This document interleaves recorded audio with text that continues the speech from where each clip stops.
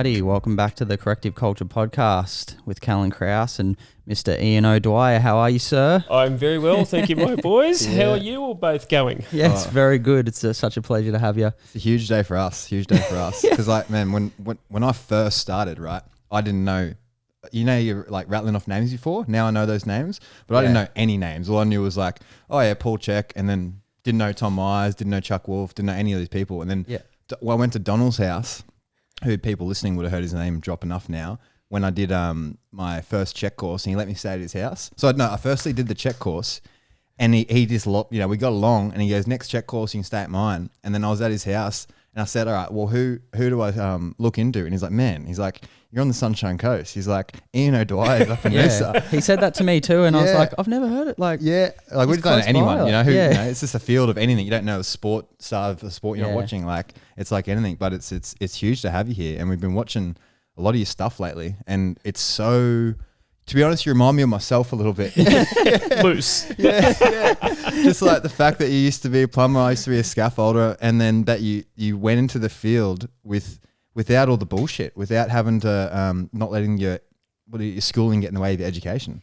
Yeah, I think, guys, we've all got to understand that science and research is absolutely required for all of us to be able to evolve and go forward. But the biggest thing is that when we look at a specific question about a specific topic in a specific environment, it's a very specific answer. Now, most of my clients don't have a specific question. They have lots of questions about lots of things that affect one thing.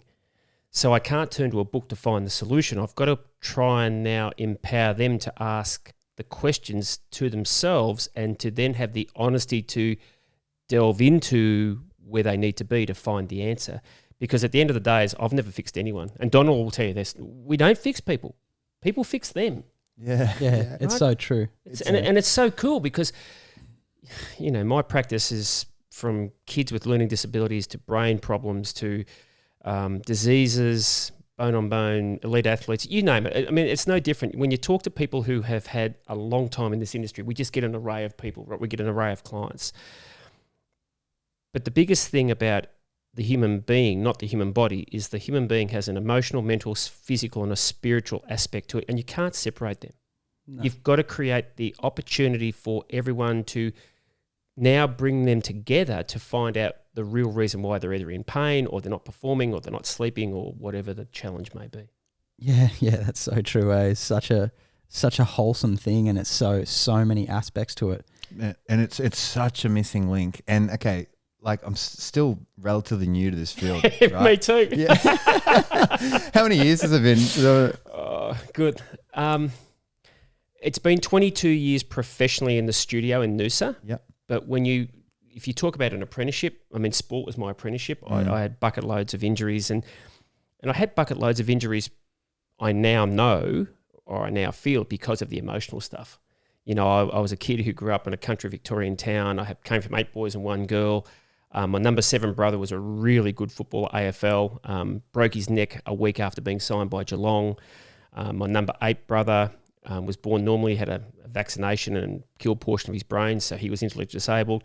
And number 9 comes along, decides to play with a knife at 3 and cuts his eye out with a knife, and then goes to school 2 years later after they've saved the eye and gets punched in the eye and never sees with 2 eyes ever again. So the last 3 kids of our family probably weren't your ideal kids for mum and dad to have, but interestingly, what it really taught me was resilience.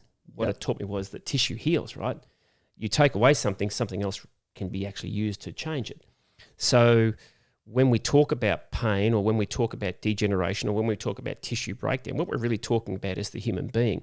How did we cope with tissue breaking? Because tissue heals. Don't kid yourself. You have something in your back or in your knee or in your wherever it may be. That tissue will heal.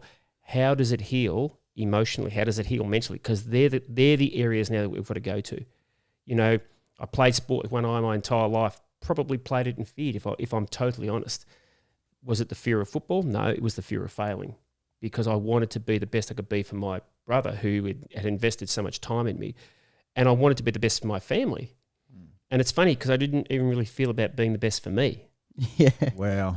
Wow, that's Yeah, imagine how many people powerful that's is that? resonated Yeah. to right now, man. Yeah, I feel like this podcast, like as soon as you got here, I just felt it in my heart. I was like, this is fucking meant to be today. Yeah, So I really need to hear this shit, you know? Yeah. Well, we're sitting here and all I can see is scooters, surfboards. I mean, I live on the Sunshine Coast and don't surf, but I love the fact we've got toys, Yeah. right? Because Yeah. we've got to play. Like, play is one of the biggest things that I've, you know, if you said to me, what have I brought to the industry? Play is what I've brought. Yeah. And why? Because going to the gym is as boring as cat's poo for me. I want to be able to roll and crawl and hang and swing and throw and catch and drag and tilt and push. And I want to do all those things that look like life. But I spent 25 years laying on a bench, pushing a piece of steel away from my chest and then bringing it back down. That didn't really fill my soul full of anything, sure, right? I know. So, you know, we've got to get smarter in how we can create the solution and an experience for people. And I feel when you meet guys like, you know, Checky and Wolfie and they're all great friends of mine and Donald, like, you know, they're just the essence of our souls. Yeah. They're our family. Passionate. Yeah. Yeah. Huge. Yeah. And but you know what, Kellen, the thing I love about them, they're different. You know, we were speaking before off camera how we were disassociated because we were different. Difference is what changes people's lives. Totally. And that's the power of what we need to continue to do is to be different, because if we don't change our perspective, if we don't change our language, we can't change our outcome. When did you start to feel like that and start to really believe in yourself and that switch, just when I'm going here, I'm going to love myself and do this? I'm waiting to find the day. So it's still a work. It's still a work in progress. I think I always said to the guys, and it was really interesting when Richard Boyd, I spoke to before, Boydie had personal training on the net, and he's a guy who came from Penrith, an athlete, and he had a vision back in 1997 that our industry had no references or resources. They were 20 years old. They were books you had to go to the library to get out, right? And we were talking about things that were 20 years old. And he started basically a research and resource for personal trainers all over the world that finished up being the largest in the world. And that's how, you know, he got all these guys writing for his website. For him to have a vision to realise that we didn't have up-to-date information, for me, started to really make me curious. Yeah. And it was interesting because I had a calf injury when I first went over to the States in 2002. Now, you can imagine, I was from a population of 4,000 people, and he says, you know, I'm in Noosa, and he says, you've got to come to the States. And I'm thinking going overseas meant going from Victoria to Tasmania, right?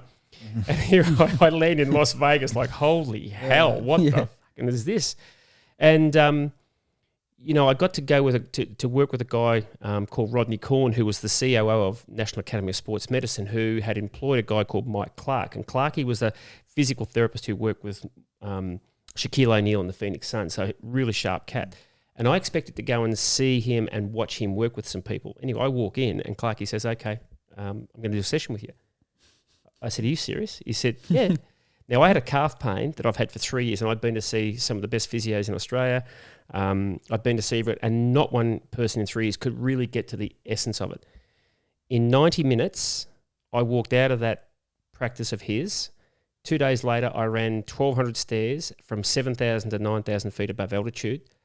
Not one piece of calf pain. Have never had calf pain since. Wow, that's crazy. Like, it's just nuts. Was it emotional? Was it like, what did he do? Clarkey looked at me from a biomechanical perspective, and it's funny because Rodney has become one of my best friends, and even now we have a discussion about, because like everyone's got something that they've got from somewhere else.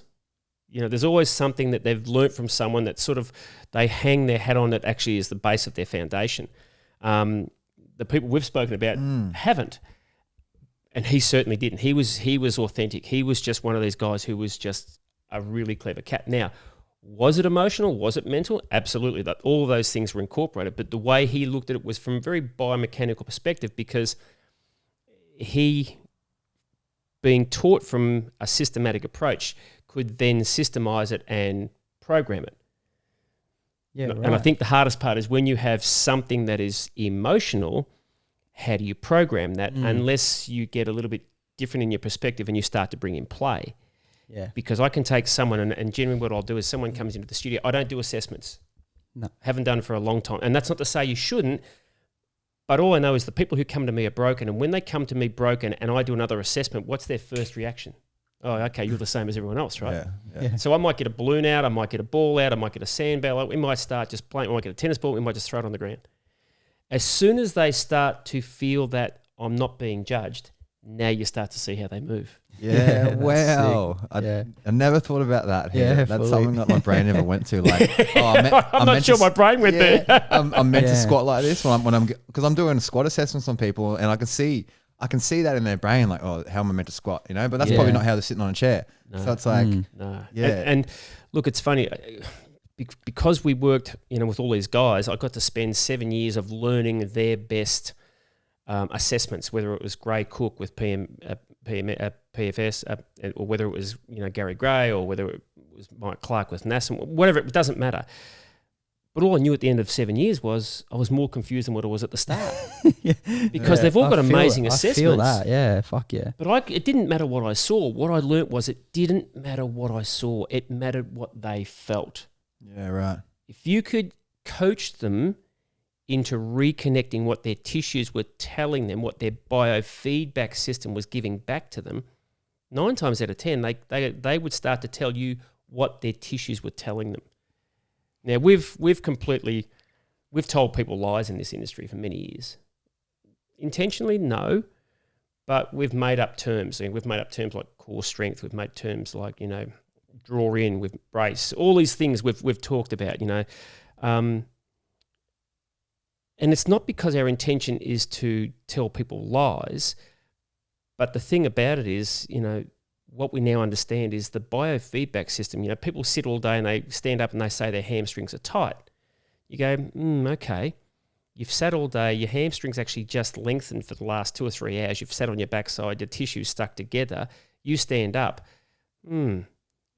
Is the hamstring going to be tight? Well, potentially not. And if I actually put you through some movement and it's feeding back information to you, tissue will generally feed back information when it's taut, not tight, when it's outside its threshold, not within its threshold. Yeah, right. And you go, hang on, so I'm going to stretch something that's already under tension, which is probably not what it needs, right? So, guys, I haven't stretched for 22 years. I haven't iced for 22 years. Doesn't make it right, doesn't make it wrong. But I learned very quickly when I went to the States that we've got different types of tissues in our body. I'm very bendy. And it's funny because my eldest son's very bendy and my next son's bendy. And I'm seeing a lot of these kids now are very bendy. And when I mean bendy, there's certain things that our joints can do. And there's certain, can you touch your nose with your tongue? Do your elbows hyperflex? My elbows don't hyperflex, but I can certainly pull my thumb quite close to my wrist. Do people sit back in their knees? And it's interesting because when they do, that tissue has certain cells in the fascia that they don't need to be stretched. They need to be stabilized. They need more stiffness in their tissue. So I spent, 20, well, not 20, but I spent a lot of years, I spent 20 years stretching tissue that didn't need to be stretched. And I wonder why I got injured. Yeah. As soon as I stopped stretching, all of a sudden the injury stopped. Now, that's not to say I don't move, and it's not to say I don't move a specific way, but I certainly don't take my tissue, which doesn't need stretching, into a static position and hold it. Because if I do, it takes the elasticity away and creates a plasticity. In other words, it takes the tissue and forces it to go into a position outside it where it needs to be, and then it stays there. That's not healthy for my type of tissue. So you would your stretching is stretching through the movement that you do in your life. Perfect. Yeah. So let's talk about how do we move, because that's the key word, right? It's about motion. Let's talk about the tissues. Really, let's talk about the tissues. We talk about nerve, muscle, bone. I never got that. I come from a horsing background. I've never seen a horse go out the yard and do a hamstring stretch or go to the gym and do a chest press. Sorry, guys. I've been to a few places, but I've never seen many horses do that. And we are animals, You look at the skeletal system, it's fucking exactly like it. We're pack animals. We love crazy. patting each other on the back. We love a high five. And yet we tell people not to touch. Yeah. Are you on crack? Like, seriously, we are designed to touch. So the question for me was always, okay, hang on. We're missing something here. We're really missing something here. So we go to a situation where you look at nerve, muscle, bone. Okay, so we take a cadaver, we peel off the skin, we peel off the fascia, and then we get to this red muscle. Okay, Let's step back one step and leave the fascia on there. And actually, when you just look at a cadaver and you take all the muscles off and you get to the bony structures, there's still a bucket load of fascia there. You don't see the white stuff until you cut the white stuff off. Yeah. Right. So what's interesting, you go, okay, nerve, muscle, bone, fascia, skin, all pretty important if we make them inclusive, not exclusive. Because we tend to look at a neural problem, or we tend to look at a muscular problem, or we tend to look at a skeletal problem. We don't look at a human being problem or a tissue problem. Those 5 tissues are 70% water. Those 5 tissues, muscle, nerve, bone, skin, and fascia, are 70% water. Now, here's the kicker. Without 2 other tissues, those tissues won't function. Blood, 92% water. Lymph, 96% water. 20 litres of that stuff in our body. 20 litres of it. That's one of them. It's like more than one of them bottles, right? Yeah. Isn't that crazy, right? Yeah. Yet we don't talk about our body is actually based around fluid and tension. The more I can get fluid to pump, the more pliable tissue is. So we go, oh, bones are stiff. No, they're not. Bones are designed to bend. Yeah. If they're not hydrated, they can't. Muscles don't stretch. They're a muscle generator. Fascial tissue stretches and recoils. So without combining both of those tissues, I can't get motion in the body to be rhythmical. So drink some water, you dehydrated fuck. Yeah. Man, I just had like an image that Paul said to me. He said, HLC too, he said, you look like you've got 2 bodies. Guess what's going on in there? He goes, you look like you're a female from the bottom down and a male from up. He pulled me apart. And he goes, go and do some fucking dancing for God's sakes. Wow. Yeah. I can't believe he said that.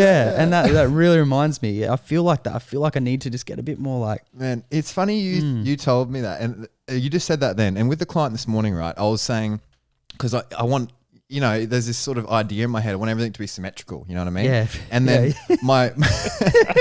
and you do. You love. You're a fighter, and you want everything to be symmetrical. Imagine that. Yeah. And I got my right tibia. I got a right tibial torsion, right? And I just hate it. But it's like if I try and straighten it, it feels like my knee's twisting, right? Yeah. And then I was like, but hang on. Okay, well, how often do our bones change? Is it every like 3 years, 7 years or something? Don't you get new bones? A whole body apparently in 7 years. Yeah. Well, Turns over, and I'm like, all right, well, surely if I'm hydrated enough and I can slowly retension that and do enough release work on the area, I can slowly twist my bone over the next 10 years straight. And I was like, that's going to be my intention. I'm going to give it a go anyway. You know what I mean? So just stop there. Look, I kind of love that. I love that creativity. So you've got a torsion, whatever that is. Yeah. And I don't mean that disrespectfully, but I mean we put a bone in a position and we name it something, right? We have to have an understanding of where it is. But just imagine if that tibia or the fibula, which work together, had a relationship with let's call it the shoulder ring. And let's just think for a minute that if we said, okay, the tibia has a rotation and it sits on top of that talus, and if I could get that thoracic spine, that shoulder ring to rotate a little more, maybe I could take tension out of what's in the tibia to get it to sit back to where it potentially could be more at home. So like a rotational imbalance could be driving the tibial torsion. Correct. Yeah. So think about a pattern, because really all we are is patterns, right? Yeah. Think about a pattern when you're in the ring Yeah. of a stance. Yeah. Okay. How do I stand, and what's my favorite stance of power? Yeah. Because your foot will have to be in a certain position. Has to be out. Correct, right? So it's kind of because we don't want. It's like me taking an Olympic swimmer and saying, right, I'm going to stiffen your tissue because symmetrically we've been taught that this is how you should look. Yet they've got to be bendy because that's how they get their aerodynamics, right? That's how they get their cut through the water. So if I try to put strength in the areas they shouldn't be strong in, I'm going to throw their whole biomechanic function out the window. Like stretching a sprinter's calves. Bingo. Yeah. Bingo. Yeah. So it's kind of funny. You're right. We have this symmetrical thing in our head because that's the way we're taught. And yet I've never met a person who's been symmetrical. Even the best bodybuilders aren't symmetrical. And it was really funny. I had a guy years ago in my studio, and Solomon Amano he came through one of the guys at the AFL club, big heavyweight. He was a rugby league player, played at 7 different league clubs, but he's Dad was a heavyweight boxing champion of Australia, and he was going down the heavyweight boxing path. And the most beautiful man, great guy. Anyway, came into the studio, and he's about 6'4", 6'5", big man. And his key was his right hand, right? Mm. But he said, I can't land a punch. So we did some stuff, and I said, your right hip's jammed up. And he said, okay.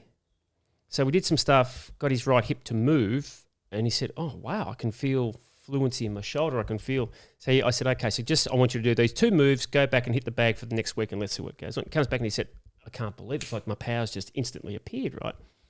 So anyway, this would be 3 years ago, 4 years ago, maybe even longer. And he goes to Brisbane this night to fight a guy who's 18 stone, but he's only about 5'10", right? So he's small compared to Sol.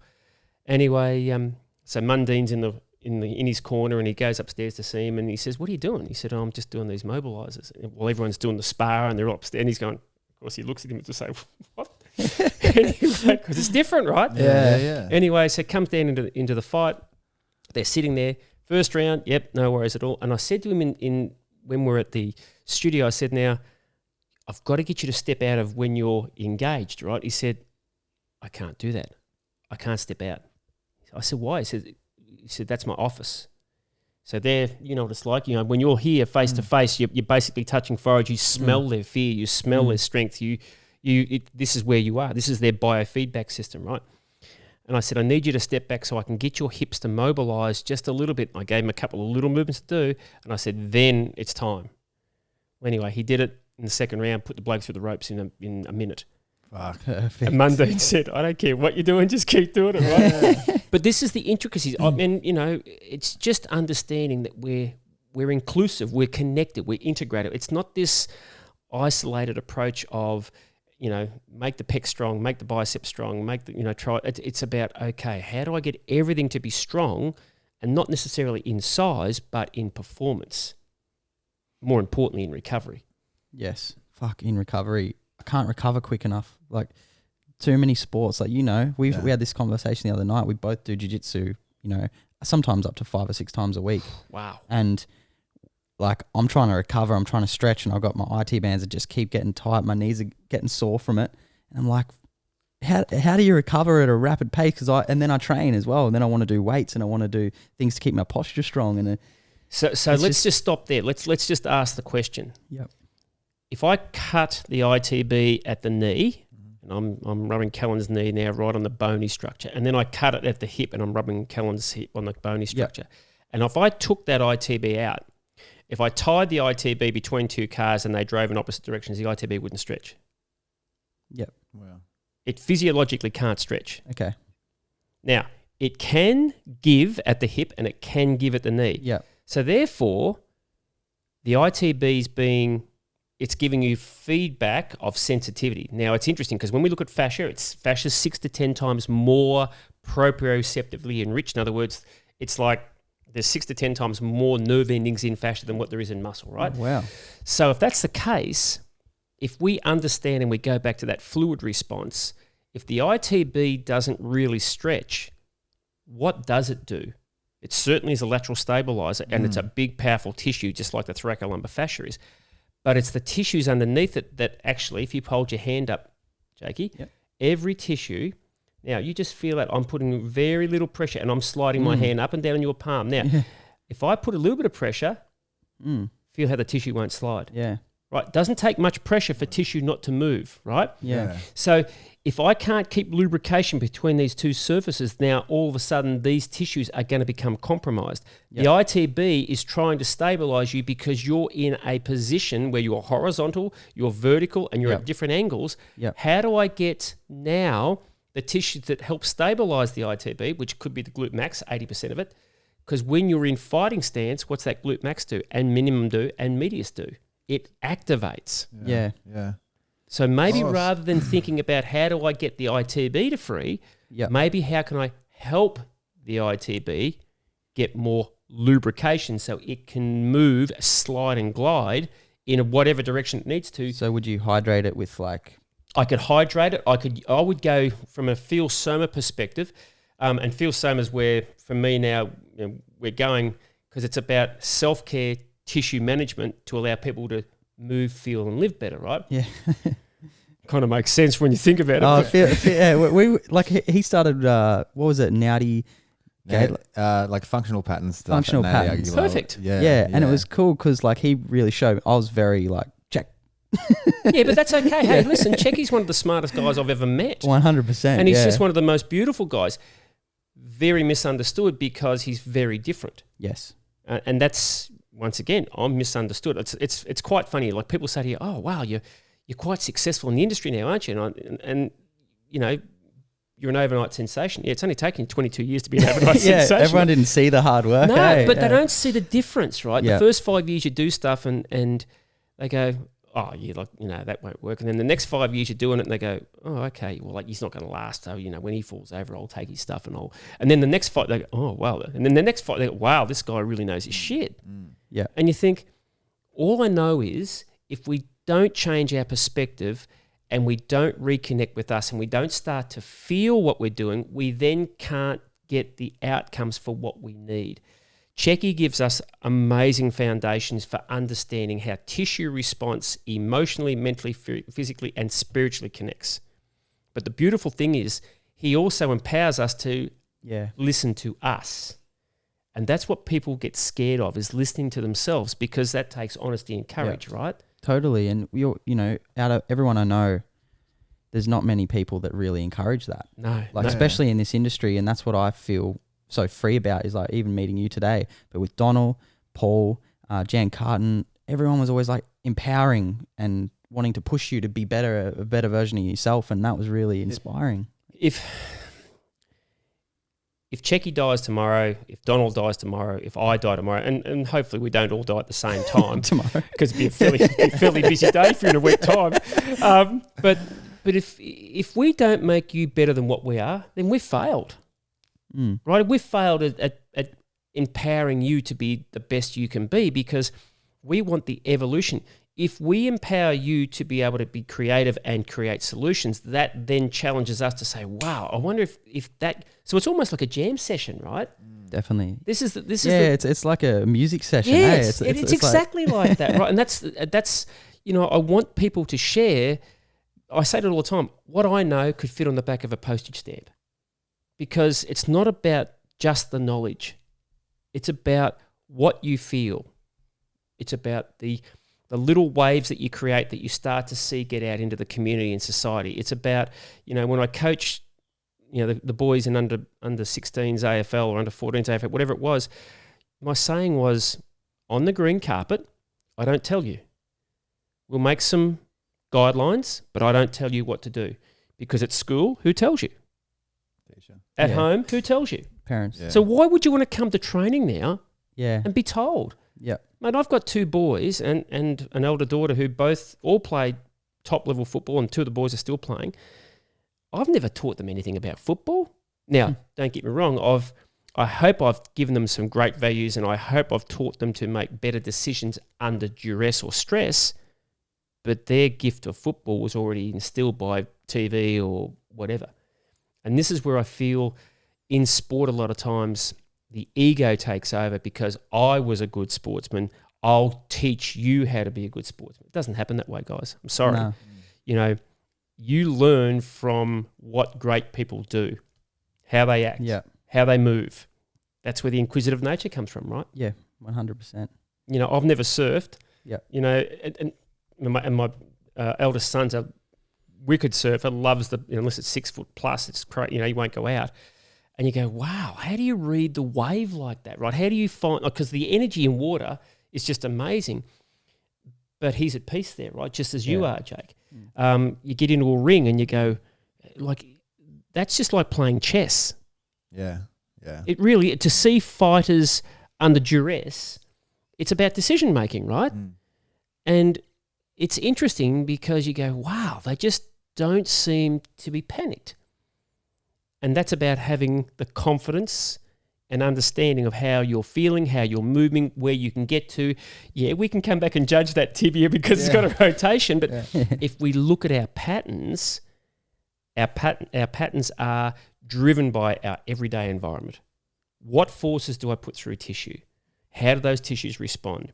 is the patterning that I'm putting through the tissue, is it a stiffness or is it a more of a contractile? Is it more of a muscular type pattern where it's slow with endurance? Or is it more stiffness where I'm actually on my toes and I'm bouncing? Is it more of a fascial reaction that I'm driving into it? Yeah, like an elasticity sort of bounce. Yeah. So it's kind of cool, right? Because when we start to understand that, then we can start to play with it. What do I need? Do I need to roll the muscle, which we would, from a Feel Soma perspective, we would call self-myofascial engagement? Or do I need to go to the bony structure? Is it a self-osteofascial engagement? Now, it's kind of funny because, as I said, guys, I haven't got a typical education. My education come from the School of Hard Knocks, I guess, and the injuries. And all I knew was I had great people working on me and their intention was to help me, but their execution didn't really work. And it wasn't their fault, but they weren't inclusive. They were treating one thing and not all things. And I feel that's where, guys like you now going forward are going to take our industry to a whole new level because you're asking questions. So, I took a roller when I came back from the States with Clark, and he was using the roller in 2002, and it really intrigued me how he could change tissue, right? And I loved it, and my clients loved it, except it was too painful. Yeah. So they stopped using it. I stopped using it. So I said, okay, I'm going to see if I can go to the bony section, see if we can actually change the bony structures with movement. So I called this movement a self-fascial mobilizer. So it was a low speed, low force movement that really went after the bony structures. So it went after the foot, went after the knee, it went after the pelvis, both anterior and posterior, and it went after what we call the shoulder ring in the anterior and posterior aspect. Now, the reason we call the ankle ring, knee ring, pelvic ring, and shoulder ring rings is because all this tissue surrounds it, right? Totally. So if I do something at the front, it's going to affect the back. If I do something at the side, it's going to affect the other side on every one of those rings. So when I moved people like that, the changes were like, you're kidding me, Angel. Like this was, and I was observing the changes. I didn't know what the outcomes, I never do know what the outcomes are going to be. But the changes we made were fantastic and were huge. Then I said, okay, if we can do that with movement, why don't we take the roller back there and try the bony structures? That was through the roof. Yeah. No longer than 30 seconds. Generally 20 seconds, 4 rolls, 4 shifts. Get off. The changes are just instant. Yeah, that's crazy. So on the opposite side of the symptom of the ring. So say this. Say someone comes in and they're quite kyphotic, they're quite round-shouldered. Yeah. Right? The first thing that we would want to do is drive their shoulder blades back and get them to stand up straight. Yeah. But if we take the brilliance of Thomas Myers and we look at some of his myofascial lines, we would notice that there's a lot of these lines that attach behind the back of the head and the occipital, around under the, around under the, at the top of the neck. But a lot of those lines actually run down the body, both down the front, down the side, and they attach into the toes. Now, when they run down the front, if I put my fingers on the base of my skull, and then I sort of followed those fingers down my throat and I come to my clavicle, to my collarbone. There's a direct line through this SCM there, just a muscle, doesn't matter what it's called. And then it runs down the chest. If I tap my chest down to where the ribs meet, and then I follow that aponeurosis, which is just another technical term for lots of fascia down your abdominals into your pubis. That's one line of tissue. It then comes up to the bony structure on the front of the hip, and then it runs down to the knee and runs down to the toe. Yep. That's one of 14 lines, right? Yep. Now, tissues pull you into a position. They don't push you into a position. Yeah. I'll say that again. Yeah. Tissues pull you into a position. They don't push you into a position. So if I've got someone who's kyphotic from working over a desk, from working over a table, maybe they're a marathon runner, maybe they're people who are into a position where they're working lower than where they are in optimal position, that fabric, that fascial tissue is now going to start to create a pattern. It's going to lay down more collagen, which means it's going to pull me forward. So what I learned from a hands-on perspective was if I went to that sternalis area at the center of my chest, and if I went up to that clavicle area and I just opened it up, I started to pull each side of the chest apart, then all of a sudden their neck started to want to organically go back into a better position. And then if I went to the base of where the ribs meet, same thing happened. And then I went to the pubis, like going to the pubis, boys. Oh, Ooh, shit. Yeah. It's just like your emotional filing cabinet, right? Yeah. But people were going, I can breathe. Yeah. Wow. Now, Yeah. in less than 30 seconds, you hit those areas and you do 4 rolls and 4 shifts, whatever the direction may be, and there's a reason for that because there's certain mechanoreceptors that react, it's amazing what changes. Now, get this. So 2006, I bring play to the industry, right? And, my wife has always said, you just do things intuitively, right? And I said, well, I do things that make sense to me. So 2006, I'm in the States, we're teaching trainers how to play, and some of the guys are going like, yeah, guys, really, like we're personal trainers. Like, we're big buff boys, Yeah. But it was interesting. Every time we brought play into a programming aspect, guess what they did? They laughed. They moved. They didn't want to not do it, right? Yeah. 2009, Dr. Stuart Brown comes out with all the science and research from a neuroscience perspective and said 97% of felons in America have never played. People who have murdered, never played. So in his research, it was basically everyone, especially adults, need to play. It creates connection. It's what mammals do. It creates this eye contact, all these positive outcomes, right? So I take this roller and go to the bony sections in 2007. What comes out in 2019? This research to say that it's the hormone produced in the bone that produces the fight, flight, or freeze response in our bodies. So the bony structures. You're a fighter. Yeah. When someone hits you, what's the body going to do? Is it going to roll over and go, or is it going to say, I'm going to get away from this, right? Yeah.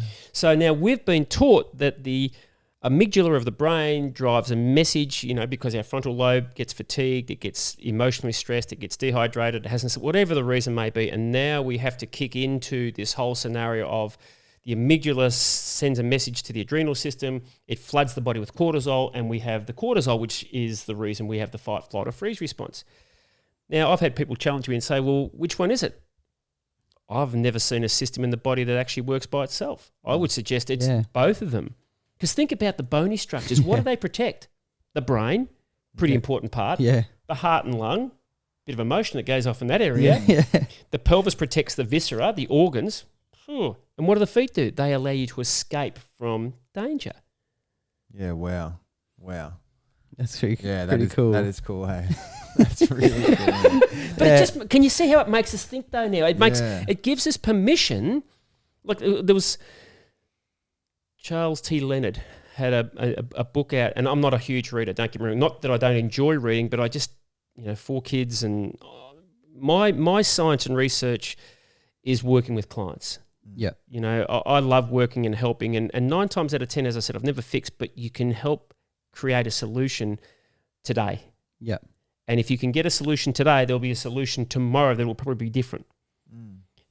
But if we can take 1 step, now we can start to take 2 steps. Now we can start to take 4 steps. So now we start to change thought processes. We start to have hope, where a lot of people these days, like once upon a time, and I grew up as a Catholic, and Mum and Dad used to always take us to church, and not that I'm practicing now, but it's funny, you only ever heard the word hope at church. People come through my studio door now and go, well, I was basically told I had no hope. Yeah. Who tells someone that? Yeah. Well, I mean, it's just so driven by fear, a lot of it, isn't it? Like a lot of the... And ego though, Jakey. Ego. Yeah. Like it's... We're brilliantly well at diagnosing, and we're shit at treating. Yeah. We can diagnose some of the best stuff, and yet we can't solve it. I was in the UK, before this thing that we've got now floating around our atmosphere and around our society was, and this guy come to this workshop, and he stood up and said, OD, at the end of the workshop, I do work with a high-profile soccer league club in England, and he said, I've got this player, and he's a brilliant player, and he told me exactly what he had. Muscle tested, appraised, assessed. He told me 15 different things, and I said, perfect. You know the answer, right? He's like, why are you here?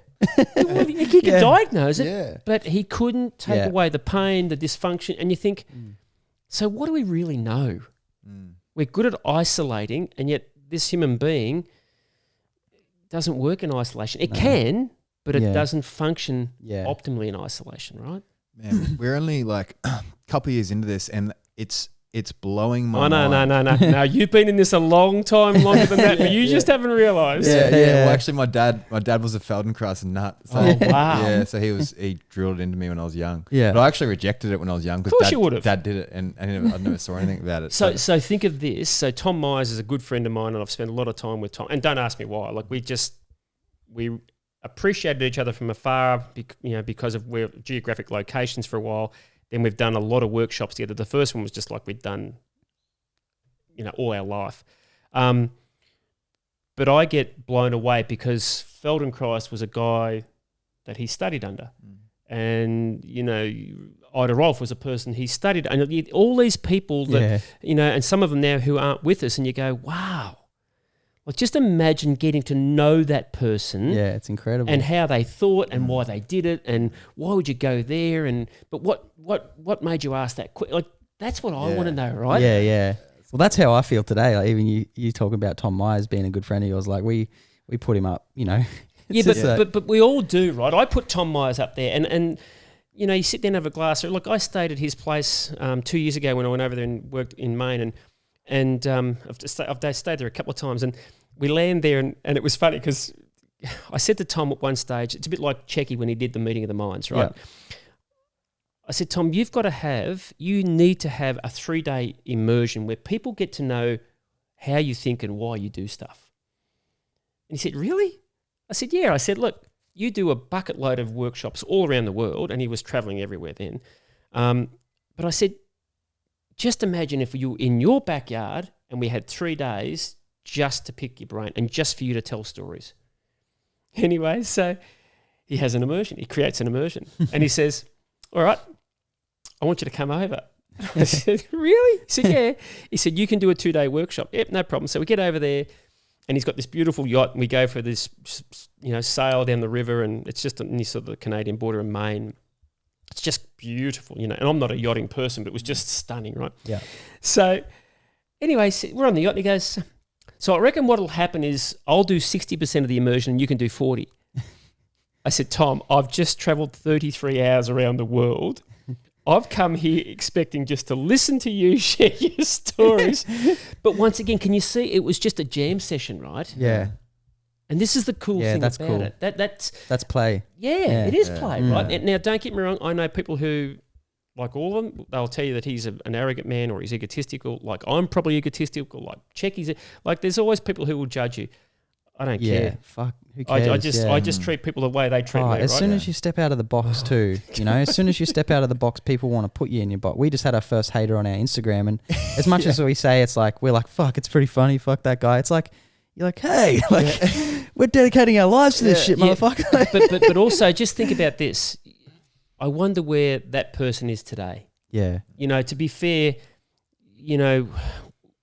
if they haven't got hope and we're out there saying some things and doing some things that aren't necessarily the way that he's been told, and he's invested a lot of money down the path in trying to get well or whatever, and all of a sudden you guys come out and say this stuff which is like random, even though we know it's not, emotionally it's easier to strike out at someone because all he's trying to do, it's not him hating you, it's him hating his process, right? Yes. And that's taken me a long time to understand because, at the end of the day, when someone lashes out at you, it's not you they're lashing out at, right? It's themselves, right? It's the mirror. Yeah, it is the mirror. And I feel if the sooner we can learn that, the more compassion and empathy we can have in that situation, the better we become at being a great leader. Because at the end of the day, we're just leaders. We're just guides.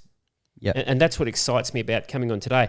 You guys are doing some amazing stuff because, well, it takes courage. Yeah. It takes courage to have faith in someone. Definitely. You meet a guy like Donald, and I can tell you, Donald's been put through the ring because he's different, right? Yeah. But at the end of the day, his shit works. His shit's unreal. Now, I had the privilege to have his 2 boys in my studio because he was stuck in Sydney and Katz was up here. And Donald's been a friend of mine for a long, long time. Even though we're not close in geographic locations, he's the first person, if I need something, I know I could ring and he'd be there, right? Yeah, he's so spot on. He's loyal. Yeah. He's just loyal. And that's the difference he's got values. And I really think, no, that's incorrect. I don't think. I really feel. Everything I do is about feeling. I really feel that that's where society now, we have to drive people back to reconnecting to their feelings, because we've been told for so many years what to do, what time to get up, how many steps do you take? Like, for Christ's sake, 10,000 steps? Why do you take 10,000? Why not take 100 sideways? It'd be far more beneficial for you. Yeah. You know what I mean? Like, we haven't questioned that. Yeah. Yeah, totally. Yeah, we don't question a lot of things. Yeah, it is. Well, if you watch the news, you're probably not going to question too much. No. Yeah. But if you're watching the news, dude, you've lost. Yeah, correct. So rule number one, get off the news, God. No. Yeah. Well, emotionally, yes, because it's confusing. You know, yes. If we just ask one question, and I'm just going to say this, I'm not going to buy into this whole, because we've got better things to talk about. Yeah. There's one thing we need in us for everything to function around, and that's called your immune system. At no stage have I heard any leaders around the world say, get some sunshine, get some sleep, put on something that makes you laugh, or better still, go and play with your kids. Eat some food that's lived. Drink water that's good for you. That's going to help your immune system go through the roof, which is going to help whatever the outcome's going to be, and it's going to help you think more clearly and have more confidence and have more self-esteem. It's pretty simple, right? Yeah. But that's the thing. And that's what is been really hard for me, because I know this and Callan knows this, and a lot of great teachers do, and we're not really speaking up because we feel like we get so judged for talking like that. Like my extended family would call me a conspiracy theorist. Because you're different, right? Yeah, just for saying that. And I just think to myself, this is so simple.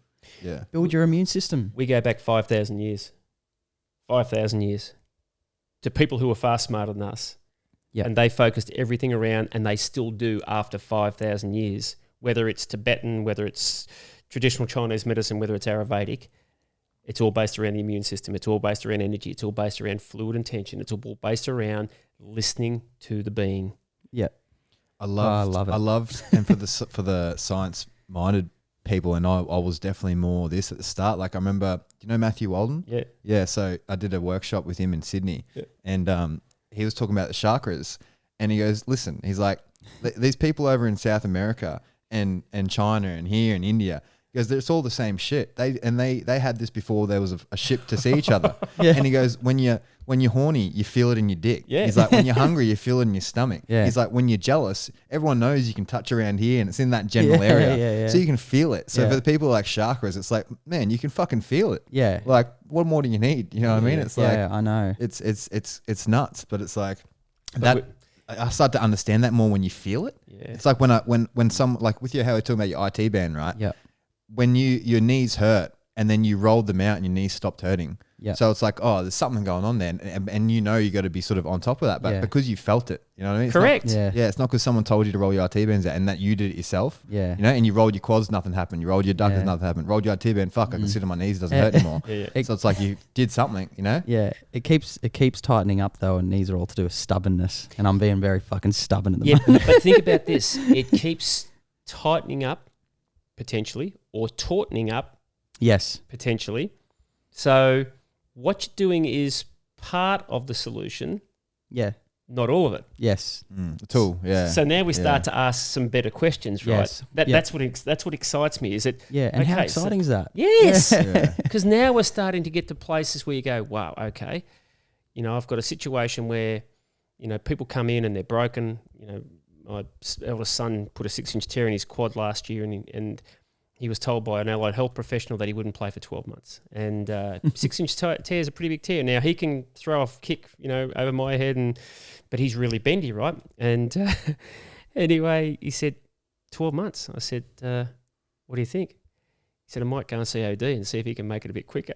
Well, he was back playing in 3 months, right? Yep. Now, that allied health professional wasn't wrong, because if we had followed that process, it would have taken 12 months. Yep. Yeah. We didn't Totally. follow that process. Yeah, right? fuck the process. Fuck the process. Well, I had a compound fractured my leg, and shattered my fibula in 8 places. Wow. And I got told 2 years, and then 4 months I caught the biggest wave of my life.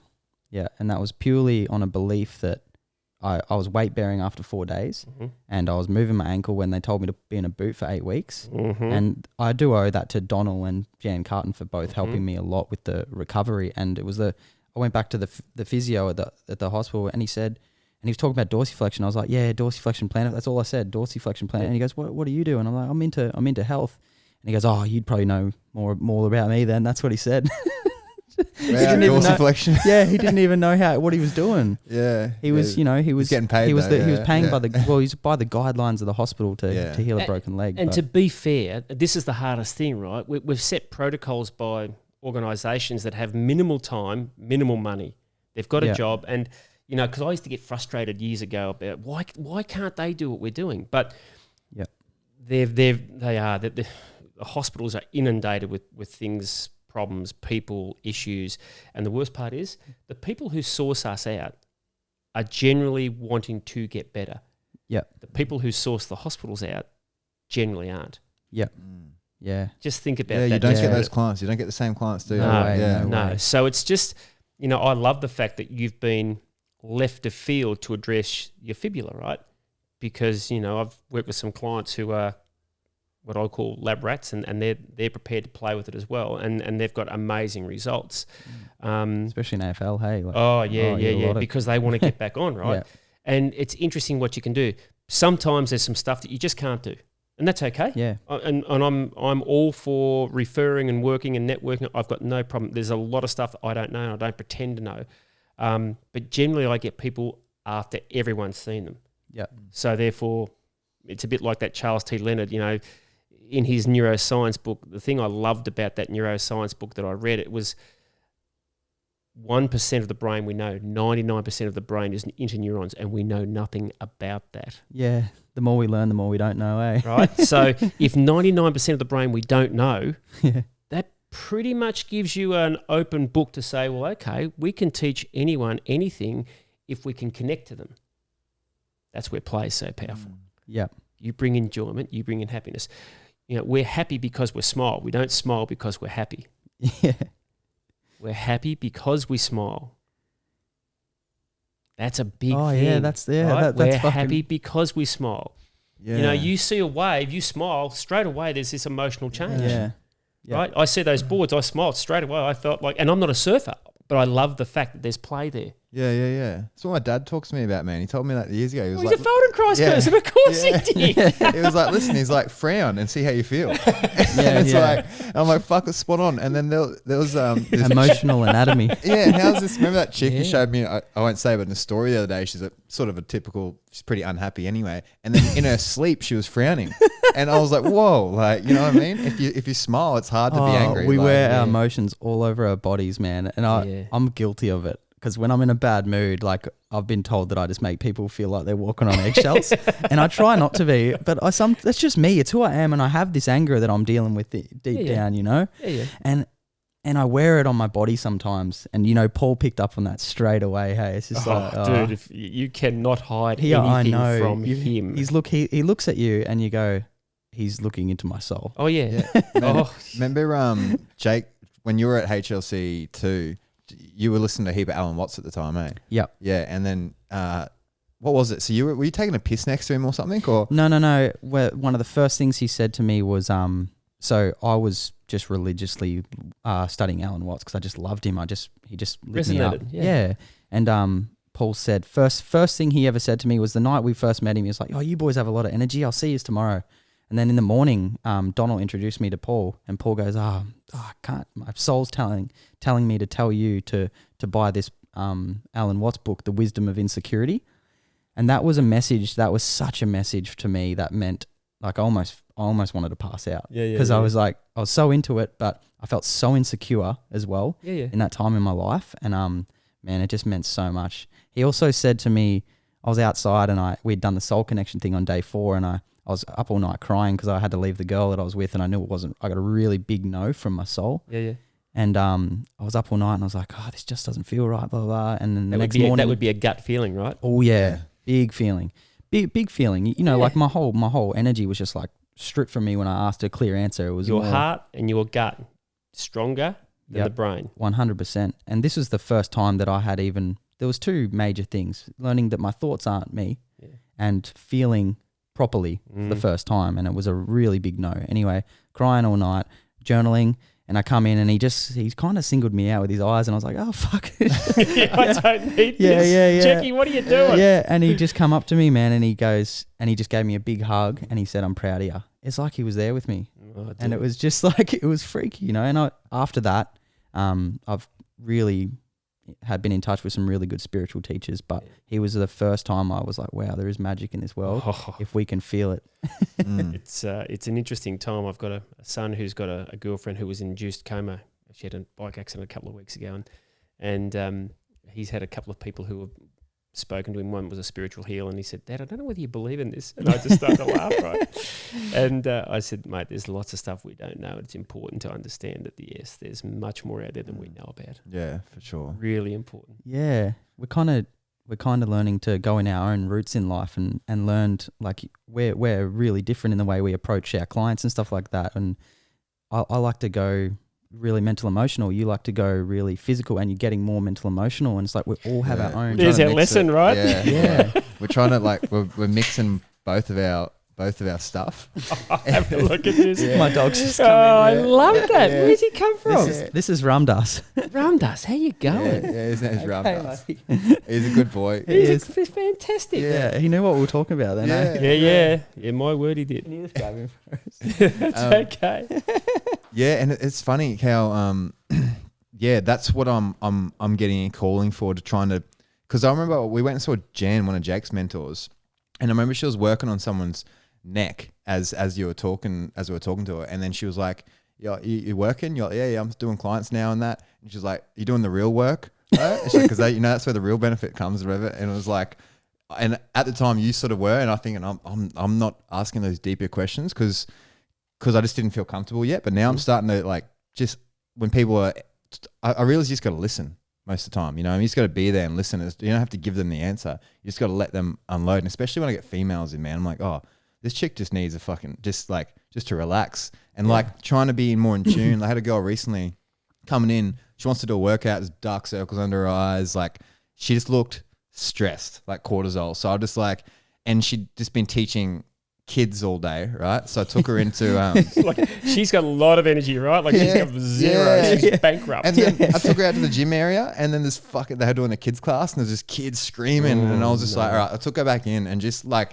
massaged her neck, just literally the sterno, and just freed it up, like, and just the area. And she like, I could just see how much better she was by the end of the start, and did some Feldenkrais shoulder spine integrators, opening that area up. But it was exactly what she needed, but it was on the flow, and it wasn't in a book. Good boy. You know what I mean? Yeah. Fantastic. So it was fun, and I could see it felt right. And like you said earlier, how we're one whole thing. So you worked on the physical, and you got a mental emotional. Well, think about where he worked. Like, he worked on the SCM, right, or in the sterno and he's come through here. This is the vagus nerve. Yep. Right, you touch that side of the neck area, and all of a sudden you're connecting the brain, the heart, and the gut. Like, you've got 100 million neurons that run from the gut to the brain.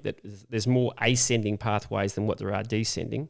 Wow. That sort of tells you that that's more important. Yeah. The heart's 8 times electromagnetically stronger than the brain. Yeah. So hang on, whoa. People go, yeah, Yeah, but we're shit. brain driven. No, we're not. We've got a combination. We can be gut brain, we can be heart brain, we can be gut heart. It's not a right or a wrong, but we understand the combination. The biggest thing that you gave that person was permission just to be on that day. And I'm with you. I mean, I wasn't comfortable years ago with having the conversations, but you know what? I've got really comfortable now with just bringing up and I don't want answers, but I'll bring up the topic and say, there's potentially something you've got to look at here, and this might be it. And it was interesting. I had a client came in and beautiful lady, beautiful lady, a couple of years ago now. And anyway, she knocked on the door, and I don't do consults. I just haven't got time to do consults, right? It's just there's just not enough hours in the day. And I don't mean that egotistically. I just haven't got for time. sure. I feel you. Anyway, she comes in and she said, look, a friend of mine's told me to come and see you. Reckons you might be able to help me. Do you reckon you can? I said, I've got no idea. She said, what do you do? I said, I'm a plumber. And I throw that out. I throw that out there because I want them to know that I'm not going to fix anyone, right? Yeah. I throw it out there a bit of tongue in cheek. But anyway, so she's been a person who was on IVF, finally got pregnant, 3 weeks into a pregnancy, was paralysed from the neck down. So the big question is, what's going to happen? Can she have the baby? Will she be able to look after the baby? All these questions are come flooding through. Anyway, long story short, she survives. She comes to see me. She's still partially paralysed. Anyway, so it's that whole thing. When you go through and look at the story and understand the process, she had her child, and then 3 weeks later, her father died. Yeah, and I just said to it, this is just for you to understand. Until you address that emotional area, your healing process isn't going to progress where it needs to. Now, in 18 weeks, in her first session, she couldn't get her left knee up to hip height. Right, that's since she's been paralysed, and she had what they call transverse myelitis. She got the flu, and basically it had paralysed her spinal cord. In her first session, and I made her blue. I didn't ask her what she did. Anyway, in her first session, we got her on the vibration plate, and she picked her knee up to hip height, and she was just beaming. Right, she said, "What have you done?" I said, "Don't know." I said, I can tell you, I can make lots of stuff up. I can tell you what the science says. Yeah. I would say I've just basically reconnected some of your systems, right? And I said, second session, what do you do for a living? She said, I'm a doctor of neuroscience. I've studied the brain since I was, 18 or 16. She had her PhD at 24. She's now 35. Wow. She said, we have never, ever looked at how you move the body like you do here. Yeah. And it's just interesting, right? Because she said, everything I thought I knew, I obviously don't know now. And I said, no, to the contrary. You now know that there's another perspective. And this is the powerful thing, right? It's not that she's now powerless. I feel she's more informed than ever before because now she's living the solutions. We got her back driving within 18 weeks, 16 weeks. Wow. Like That's incredible. It's great, isn't it? But the solutions, right? I wonder what they told her, or if she thought she was going to heal, if they said you'll never walk, like all these sort of, you may never walk again. Like even just telling someone that, what's the point? What's the point? Like it's only a negative. If you say it's like you're almost letting them thinking you're saving your ass if it doesn't work. And that's that liability thing, right? It's the sad part of society now. It's all the fear of liability. Yeah. Don't give people hope because you told me, right? Yeah. And this is the sad part. This is the really sad part about the people who live on every word. And I'm sorry, as I said, my family history is the fact that we've been told no many times on many levels with the last three of us. There is no such word as no. It's only whether you want to do it or you don't want to do it. Yeah. You don't try. Try's just not going to do it. I had a one of my earlier clients, and this is I've said it before on here, but earlier clients, and it was cool because this is when I was in a garage, working out of a garage, you know what I mean? A real, it used to be a party garage too. There was still like beer on the walls and shit. It was fucked, right? But this is the coolest thing that her dad, this little girl, she had, they recently diagnosed it to ANS. Like she basically, all these girls with like these blood clots, the way they're walking, exactly like that. All right. She had a disc bulge in the lumbar spine, and they said, the hospital told her you have thick blood. And she had a team of people. They go, we don't know what's wrong. We don't know what's wrong because they couldn't test it. The test couldn't show them what was wrong. I called up Donald. And I was like, listen, she's got disc bulges down here. She's very just fear, very fear. Yeah. And that's a guys for you can't see us. You can if we go. Yeah. But that's a beautiful way. It's fear. You're in that position where you just want to protect yourself, right? You're in that fetal position, right? Close the heart That's a off. beautiful. Close everything off. Close your breath off. Yeah. Close your heart off. Close your base chakra off. Yeah. Well, that's deeper into it. Well, she ended up opening up about trauma. That definitely released a lot, and I could feel that she had that trauma though. I actually asked her the question, and she opened up about it. So it was almost obvious, you know what I mean? But also, they told her she may never walk properly again. She was dragging her feet, right? She pretty well had a limp foot, and she would side lean every time just to get the gait. And I checked a side bend. She could side bend about 2 centimeters each way. She could rotate probably about 10, 15 degrees each way.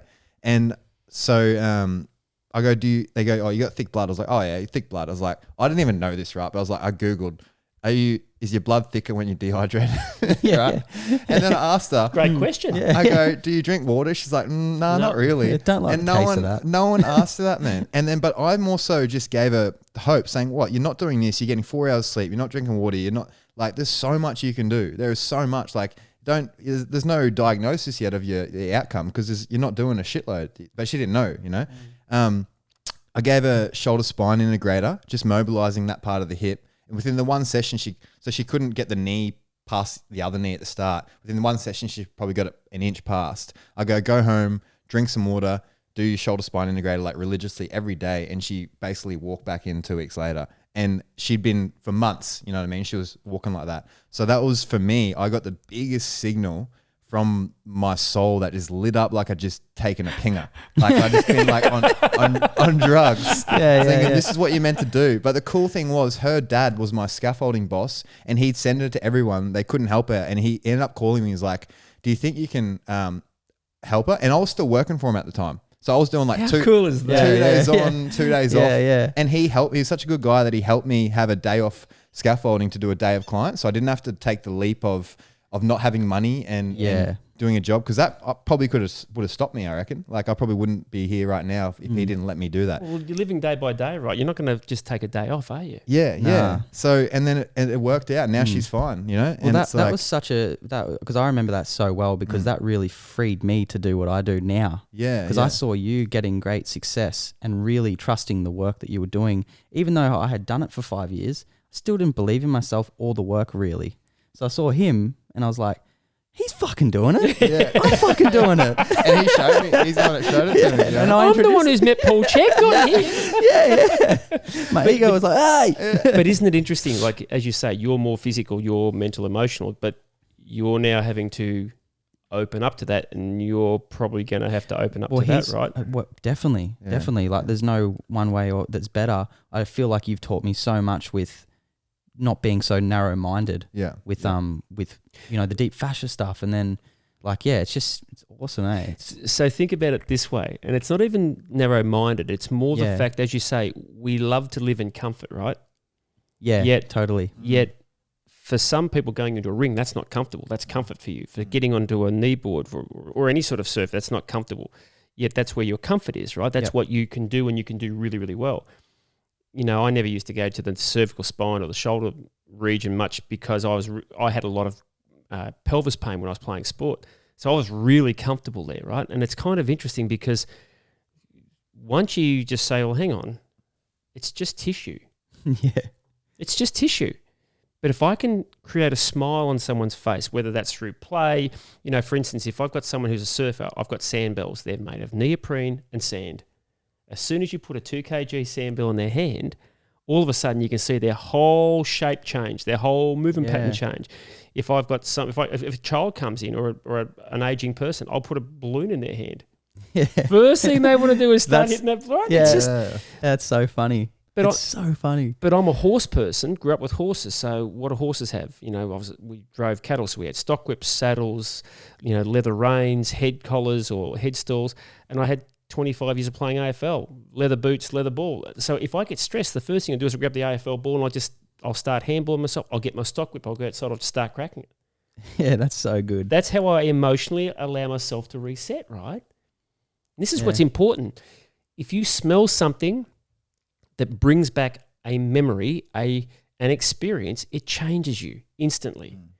And if someone comes into you and they're stressed, and I love the fact that because you walk into a stable with a horse, what's the first thing you see? Horses in the stable, you stick your head over the gate, and I know you're not horsemen, doesn't matter. What would be the first thing you would see if you stuck your head over that gate? Head of a horse?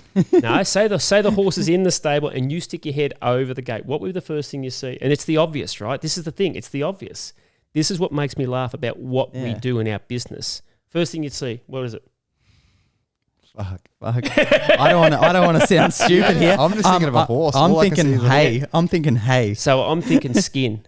Okay. Right? It's the largest organ of the body, right? You see the skin. You saw the skin. You saw the darkness of the eyes, right? Yeah. So the first thing you look at when you see a horse is, what's the skin doing? Does it look hydrated? Is it shining? Does it look lovely and glossy, or is it sort of dry and patchy? What's the attitude? Like, hey boy, turns around. What are the ears laid back? Are the ears forward? What's the eye doing? Is it glossy? When it walks over to you, does it look smooth and rhythmical, or does it sort of look a bit crotchety, a bit segmented? You know, you have a look on the floor. Have they had a couple of dumps? You know, have they passed what they've eaten? What's their water bucket doing? Is it down or is it up? In other words, have they drunk or have they not drunk? This is all pretty powerful information, and it's no different with humans, right? Yeah. You took the power of observation, and if you probably had been a little bit more aware, your gut was already telling you something's not right here, you probably would have smelt her that her hormonal level had been a little bit higher. It's just little things that are really important that give you a lot of information, that gleans you a lot of information, right? But that comes with confidence, right? Yeah. And I think the really cool thing now is that you've done the hard yards, you've done the hard work, you stepped into the industry. That was the hardest thing. Definitely the hardest thing. Yeah. So now the thing is, and I know, I've listened to a lot of your episodes, guys, mainly because of my sons. And dude, you got to listen to this stuff. And it's really cool. They listen to it. Oh yeah, God, yeah. Yeah, cool. That's what's really cool, right? Sick. That is cool. But it's nice because of the fact that the humility of what we do. We're not out there telling people that we fix everything and we're the only way to do it. We're out there saying, listen, there's an alternative. Yeah. There's a lot of stuff that is out there and it's not working. Try this. Best part is you're going to know because you're going to feel it. You're not going to know it. You're going to feel it. Yeah. And that's a big thing because, as I say to people, if you can't feel it, you can't coach it. Yeah. It's gold. And how we said it out there before, like Maya Angelou, they remember how you made them feel. And that's like, you can do that with everything, okay? It's like I had a girl yesterday doing, well, I probably shouldn't have been now, like quad stretch, right? Doesn't matter. No, it doesn't matter. And that's the thing. Your intention was to help, right? Yeah. It doesn't mean the quad stretch is bad. I'm not saying static stretching is bad or is good. I'm just saying, for me, it didn't work. So therefore, I had to create a solution that would allow my tissue to be able to do what it was designed to do. My first question is, when I stretch, what am I stretching? Now, if I can observe the movement and I understand what's going on. So, for instance, a lot of guys who do a quad stretch, the first thing they'll do is they'll arch their back, which isn't stretching their quad, right? They're compressing their lumbar spine. Yeah. Once again, not good or bad. That's where they've got to go to get their hip to flex, right? So it's just understanding. So the quad stretch, there's nothing wrong with that. Yeah. Especially if she hasn't got bendy tissue, she could actually do it and do it quite well. So carry on, mate. Well, and then I love it. So I'm also used the stretch. We didn't stay there for a long period. I go, just feel it. Feel where does it feel tight? Yeah. Perfect. And then she was feeling it low in the quad. So like, all right, let's jump off. Let's get the lacrosse ball in there. Exhale, like break it up. And then it got easier. And then we went back to the stretch and she noticed it went higher. And I noticed it just kept going higher and higher until it dissipated. So we just kept chasing it. And then she was like, oh yeah, I go, this is all over your body. You know what I mean? Whenever you do your own work in, whether you just want to roll around and play, like I just roll around and play until it all just dissipates. And then by the end of it, I feel better than when I started. So I'm like, all right, my body enjoyed that. And sometimes I feel really tired, almost, I always feel like a nap after, but it's enjoyable. It's like an enjoyable feeling. Yeah. And what is that? I wonder what that is. Just a slow breathing and parasympathetic. So think about it. And this is something we don't talk a lot about, the lymphatic system, right? Yeah. Our industry just doesn't talk about the lymph or the blood system. And it's funny, I went to the States 15 times in 1 year, teaching people about movement and recovery. And what I got a blood issue. That makes sense, doesn't it? Anyway, so blood is something I've looked into a lot and awesome. That's where I really focus a lot on.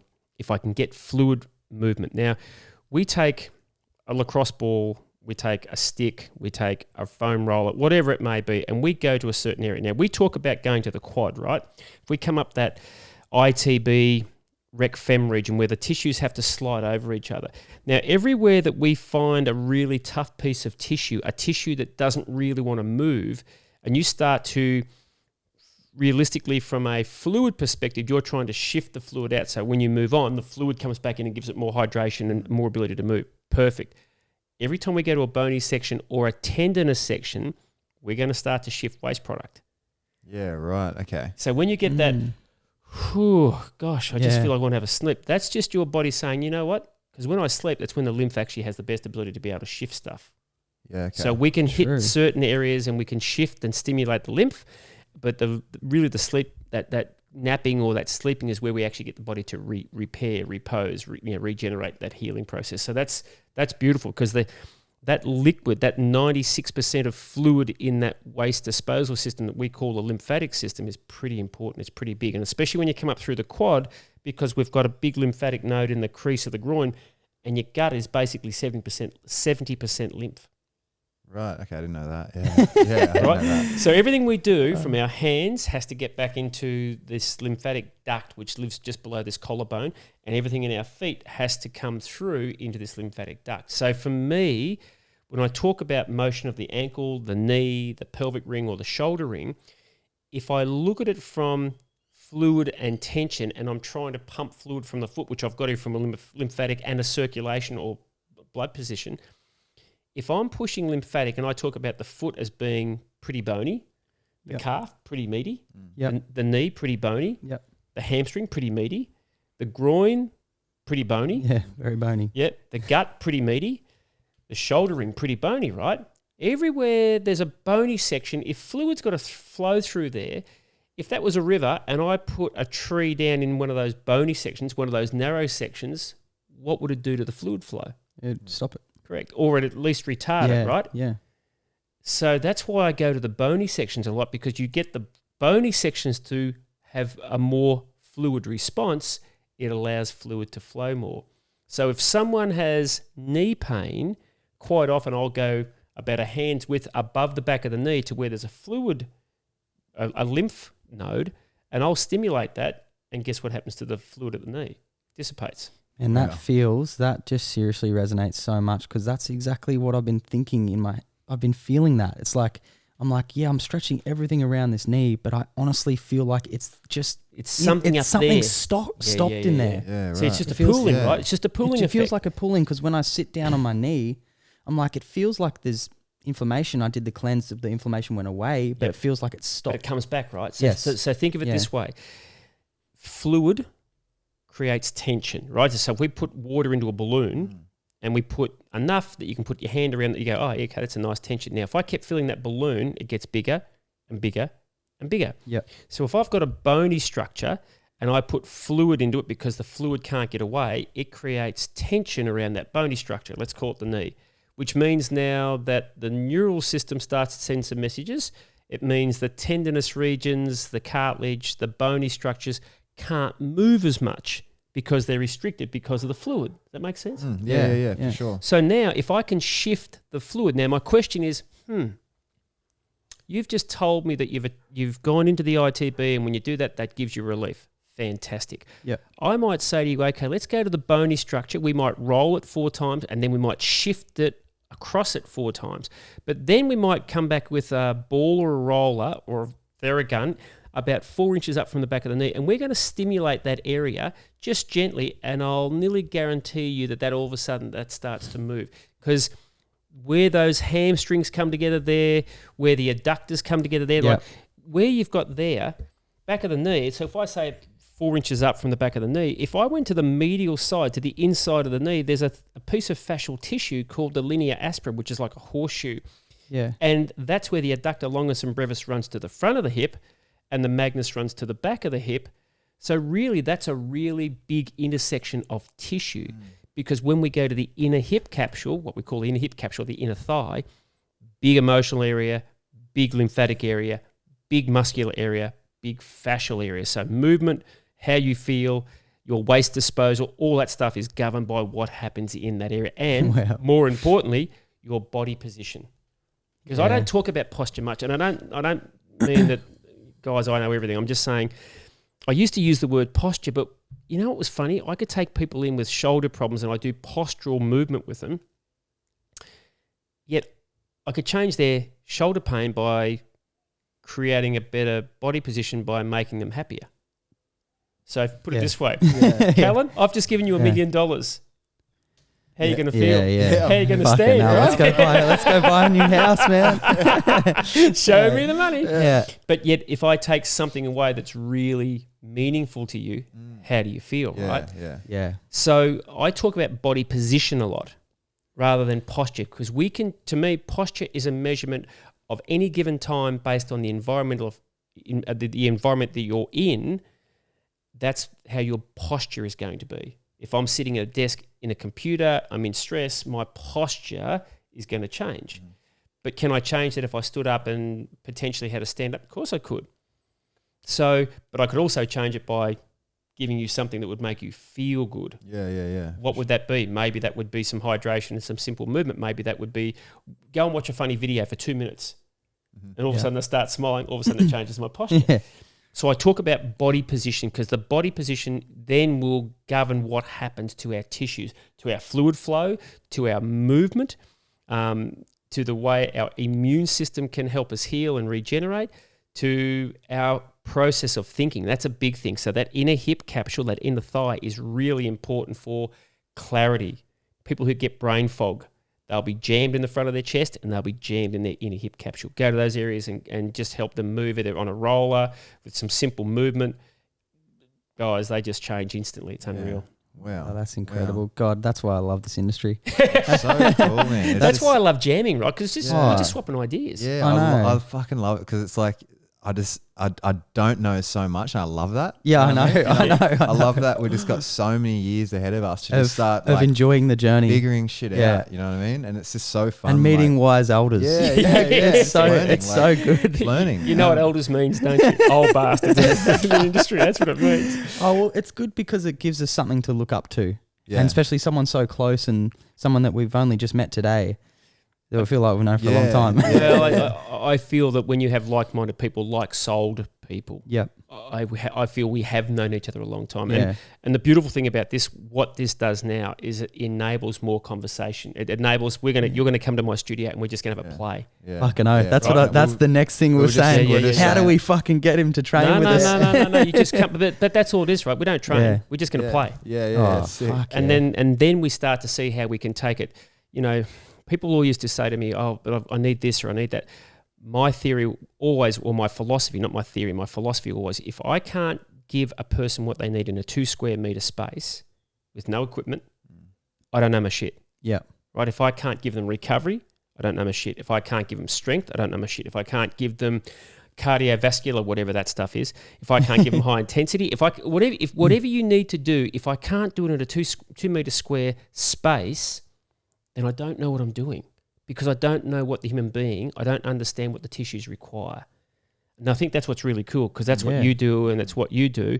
It's now giving you both permission to know, just go and do it. Yeah. Yeah, fully. Man, I had a physio message me yesterday, and he's new. Well, he's been doing it for like he's finished. FYSIO. and, FISIO. But he messaged saying, man, he just loves what we're doing, and he goes, Sick. he was See, that's amazing. Yeah. I love that. He was talking about how we mentioned the hero's journey, like Joseph Campbell's sort of that. He goes, it resonated with me. He goes, I feel like my soul's calling out. I'm in a clinic now, and he goes, and I feel that I'm making good money with Corona, as in like because COVID's as in everyone's not working. Yeah. And he's like, but I feel like I'm not helping people enough because I'm with them for the clinical model 20 minutes, and he's listening to what we're doing. He goes, that's sort of what I want to do. And then he sort of hit like he'll move anywhere in the world to do.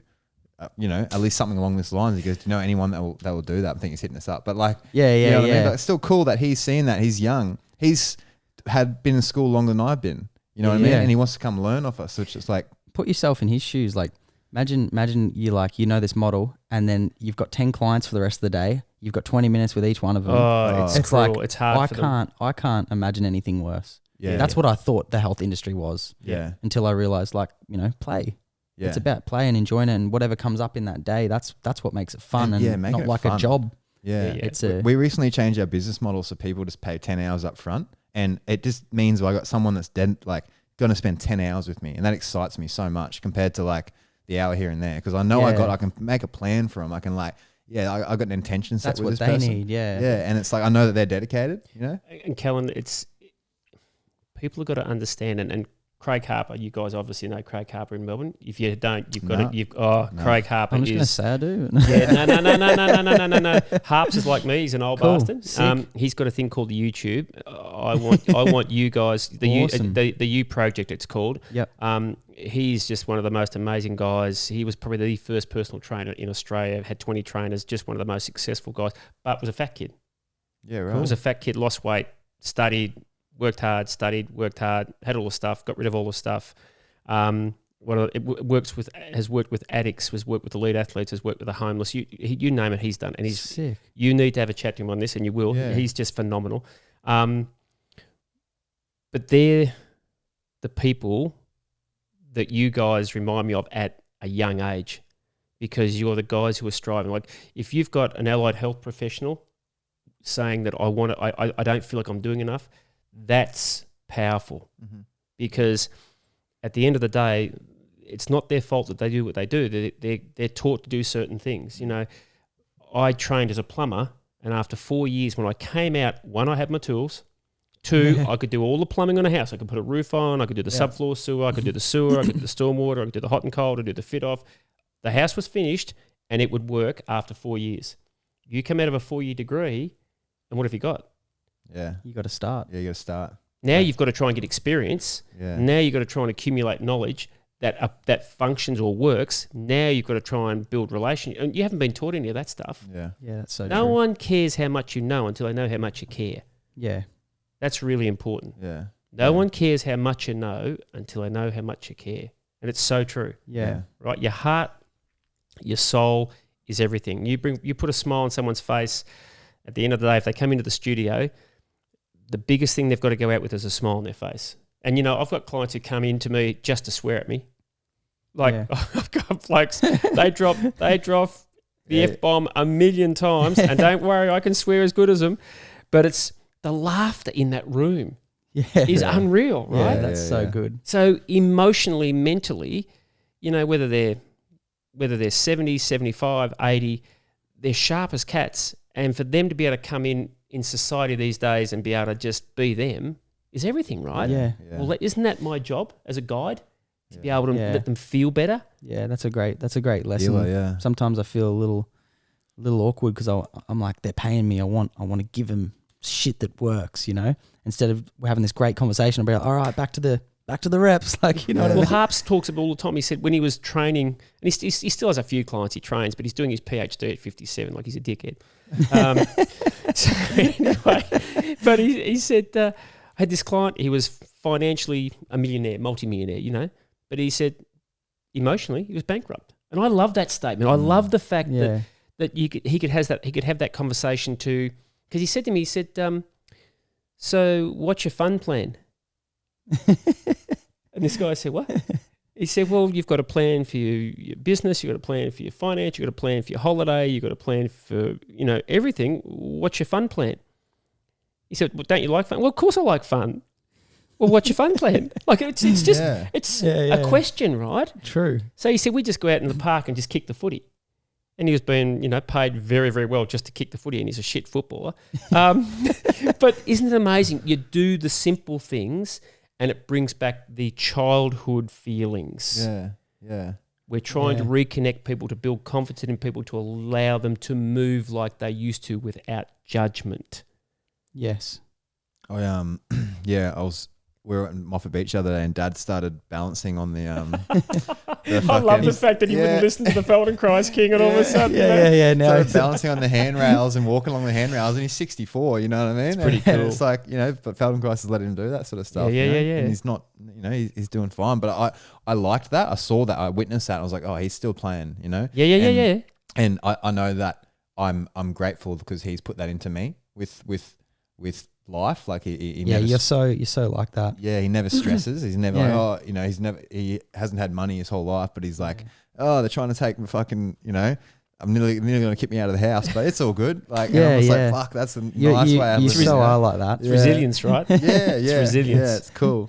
So it's like, you know, it wasn't financial, but it was fucking like I got the most gold from that. Yeah. You take from your parents. It's like your old man. Like, well, you know, we were driving to the IGA and we were talking about like buying a house, and Jake was like, no, I just don't want to feel owned. What was it? I just don't want to feel along the lines of that. owned by the or trapped by the debt. mortgage. And his dad was like, well, only if you're telling yourself that or something. Like, you know, it's only a mindset. Like if you're feeling owned, then you're getting owned. But if you're not, then you're not. You know what I mean? It's all just a mindset. Whatever story you're telling yourself. I was thinking about your dad balancing on that thing there, and I'm like, my dad my dad's a swinger. Like he's telling me the other day how he went on a yacht and he a swingers cruise and he's like, I walked into the room and there was like 100 people all having sex at once, and he's like, and that's my truth. I want to feel open and not jealous, and that's how he overcame his jealousy. Yeah. It was like so different. Wow. Eh? Like, yeah, it's cool, man. Like, yeah, he was telling us old swinger stories and shit, right? And he goes, you think you're spiritually enlightened?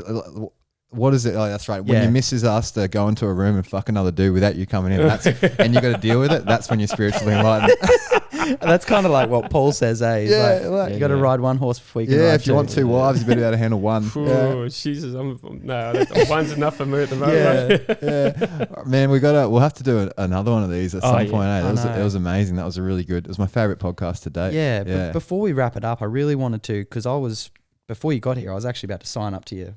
Feel Soma thing. Like I want to learn the movements. I think there's like almost 200 videos. So what's happened is, as I said, back in 2002 when I met Rodney Corn and Scott, Michelle Delcourt, Scott Hobson, Bobby Capuccio, and Richard Mercer, we put a thing together called PTA Global, which has now been sold and it's been taken over by National Academy of Sports Medicine. Awesome. But what we did was we brought to the marketplace something that was very different. What we brought to the marketplace was we wanted to take advanced education or advanced applications. So what that meant was we wanted to bring functional anatomy into the industry because no one was doing it. We wanted to bring behavioural change because no one was doing it. We wanted to bring energy system development into it, play, mobilizers, self-fascial engagement. So we brought these things in, and it was funny because PTA Global got sold and it'll get dismantled and they'll take what they want out of it. And I reached out to Rodney and I said, Rodney, this might not be for you, but I said, people don't get what I do. And I said, I really know that if they could just experience it, this would be something that they would really benefit by. And I said, you haven't got to say yes, but I said, I'd love to do it with you if you're interested. So Rodney, to his credit, said, I'm in. And I was like, oh shit, okay, we better put something together then, right? So we started a thing called Feel Soma, and Soma stands for Self, Osteo, Myofascial Applications. Self, us, right?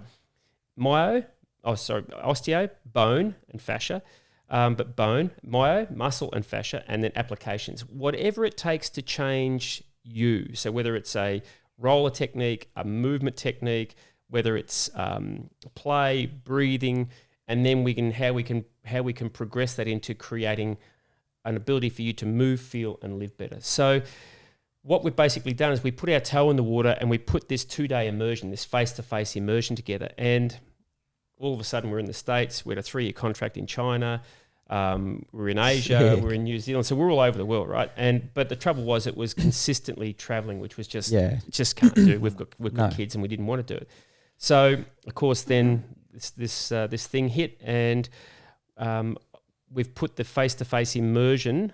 There is actually an online immersion you can do now, which is basically, I think at the moment there's about 700 videos on the website when we get them uploaded. Everything's uploaded there now, but the immersion comes on in probably 2 weeks. Sick. So you'll be able to go on and learn the scientific rationale and the philosophy behind us, which will be the techniques of level 1. But also what I did was, which was quite cool, I'd had all these movements, all these programs that I had done over the years, and I got a chance to reshoot them from a Feel Soma perspective. And it's really simple. It's fundamental movement patterns with bands or with dumbbells, right? And I'll eventually get Viper and I'll get various types of tools in there. But at the moment, I just needed stuff that people could do at home. Yeah. So there's 3 things. There's a movement program, and what that means is we've looked at the ankle, the knee, the anterior pelvis, the posterior pelvis, the anterior shoulder, and the posterior shoulder. And they're the things that people come in with issues in, right? So with each of those rings that we talk about, with each of those programs, you can buy one for $10, one of $9.99. That's all it is, right? And I didn't want them to be expensive. I wanted people just to have access to them, because I'm sick and tired of people saying, I don't know what to do. Go and spend $10. You're going to buy a cup of coffee, 2 cups of coffee, there's $10, right? You want to get better? There's a program that will. Sick. In that program, there is a metric, a movement pattern that you test yourself with. Then there's the option of you can do a self-fascial mobilizer, there's 2 of them, a self-osteofascial technique, of which you have 2 locations, a self-myofascial engagement technique, which you have 2 locations, 2 strengthening exercises, a drill, and then a re-metric. So you can do the whole program Yeah. Or if you get limited in time, you can say, you know what? The self-fascial mobilizers really made a big difference, or the self-osteofascial. I'm actually going to just do the metric and do this and do the metric, and that's fine. Right? But everything's there, so there's no excuse, right? Mm-hmm. So, or you can buy the whole program for $49.99, right? So it's not expensive. I just want people to have affordability. So that's the movement programs. And then there's a 12-week goal-based program. There's one on there at the moment, which I'll have about 4 on there, just for people to go through. The first one's wellness, over 12 weeks. Trust me, there's movements on there that people will not have done before and they will struggle with. Yeah, that's okay. And they're only small movements, but they're all stuff you can do at home. And then there's the library. We've got about, at the moment, about 100, close to 200 movements in the library, from squat patterns to lunge patterns. And I call them sit and reach patterns, but I use the word squat so people know what they are. So squat, ground to stand, gait patterns. And then there's the drill section, which is about 15 drills of doing various types of drills with balloons and all that sort of stuff. So it's really to get people to be able to be empowered to move and feel better, right? Yeah. Because that's what I feel. We've got a lot of stuff on YouTube that's just stuff we were doing 25 years ago. Yeah. Sit ups off the ground. We're disconnected, right? So anyway, so the website. It looks great. It looks very clean, and like, because we're just releasing online programs too, but I was like, man, look at this. Like, it's just, it's nice. Insane. It looks easy, easier to read, and even the way the money, there, right? Yeah, like I love like on a website view, like the way the money like comes up. Yep. And it's still cheap, but I love the way it just comes up. It's so sick. So it's got to be, look, I've got one eye, right? So for me, it's got to be simple to follow, because it's interesting. The majority of our people in our industry are females who want to actually take responsibility, right? And you sort of think, why is that? And it's because the males have been impregnated that you've got to be bigger, stronger, faster, harder. Yeah. Well, there's an old saying, if you can't breathe, you can't move. If you can't move, you can't load. Yep. Think about what Checky does. Think about what Donald does. He takes you back to the fundamentals before we even start at getting down the road, because we can't do the fundamentals. We can't do anything, right? Yeah, exactly, So it's really cool, because now we start talking about, let's get back to some fundamental movement. I had a lady come in yesterday who studied Checky, and she's the sweetest thing, but she's impregnated from Checky 15 years ago, and she's gone, but so much has changed. I said, but that's okay. You've got the fundamentals right.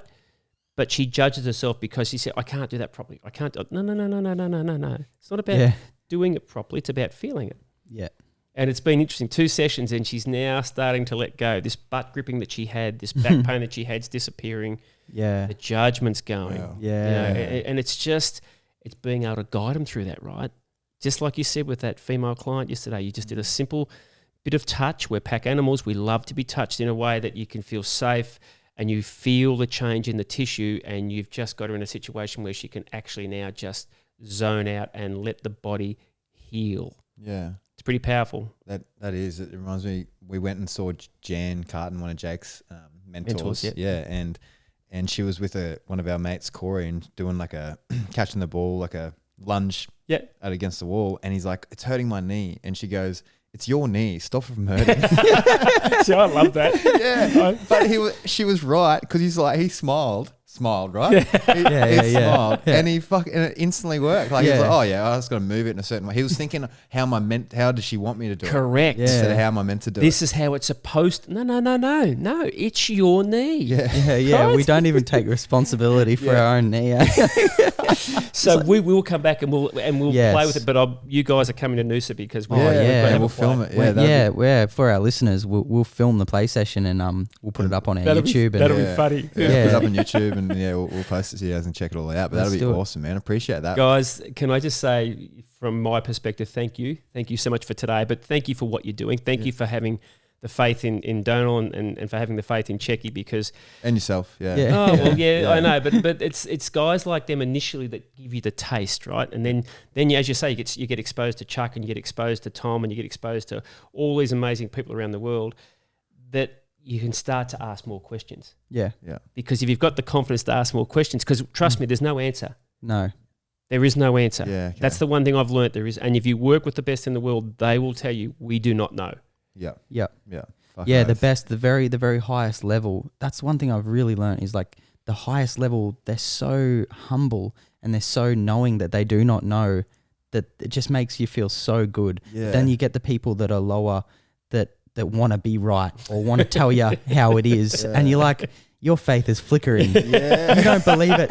You don't believe it yourself. I love that. Your faith is flickering. That's a rather harsh statement, isn't it? Your faith is flickering. Well, that's actually from I think Ram Dass. He goes, when you meet Your dog spoke that. yeah. Well, pretty much. He's Ram Dass incarnated. So, do you know who Ram Dass is? Yeah. And he said, your faith is flickering. He goes, when someone's doing something perfectly, you don't feel the fanaticism in them. Yeah. They're just doing it and they're just being. But when someone really wants to tell you and get it across, he goes, you can be sure their faith is flickering because they don't believe. That's just 100% statement. Beautiful. Yeah. And I think it's like today. It's interesting, right? Because it's just easy. This is just a conversation. For sure. You've taught me more than I've taught you, and it's just a conversation. I don't know about that one. Oh yeah, don't worry. That's the beautiful thing about sharing. It's not a lesson. This is just the storytelling. Yeah, which is really powerful. Yeah, man. Yeah, no, you're a true mentor. Yeah, well, I'm feeling very inspired. Same. It's like Thanks, it's someone that's passionate still in the field. You know what I mean? And you can hear the passion in your voice, and that's anyone good at any job is passionate. You know, you can tell. I really needed this a lot. Like, it means a lot to me because especially today. Yeah, I just really needed it. So it's funny how the universe just provides, doesn't it? It just provides. Oh man, we talk now. It's like I learned something, and the next day I get someone walking in with that problem. Like, what the fuck's going on here? Like, it's crazy, really. It's crazy. Like the other day, there was a guy that come in with a typical hip drop. Like it was a screenshot. I screenshotted on my phone of like a typical Trendelenburg. Gait. Gait, right? And then I was half asleep, screenshot, I'll look at that later. Had someone come in and I was just it was one of my mates. So I spent like 3 hours with him, right? Just trying to figure him out. And this is where I guess the assessment for me was sort of telling me, okay, well that is tighter on that side, that's tighter. And I was like, wonder why, you know what I mean? And putting it all together. And by the end I figured out it was that. And then later on, I looked at my phone, the thing I saved, and it was exactly what I fucking had. And I was like, oh, but I'm glad I didn't watch that first. And then I got to figure it out. So it was like, I couldn't believe it though. It's almost taking the piss now, eh? Yeah. Like it's like the universe gives you exactly what you need when you want it. And it's like, you know, I need this and it comes your way. It's fucking, if you believe it anyway. I do. Yeah. Sick. All right. Well, thank you, man. Thanks for everyone for listening, and we'll see you on again soon. And your Instagram OD on Movement. No, the Instagram. So everything we're doing now, OD on Movement as of November will close. That's my studio. So everything's Feel Soma. So it's at Feel Soma on Facebook. It's feel.soma on Instagram. Yep. So jump on there. There's some stuff on there, and it's now we've got the website up and going at feelsoma.com. There'll be stuff that we're posting on Feel Soma. Yeah, we'll put it in the links for the web podcast. Yeah, and get on board. Yeah. Thanks, guys. Take care. You.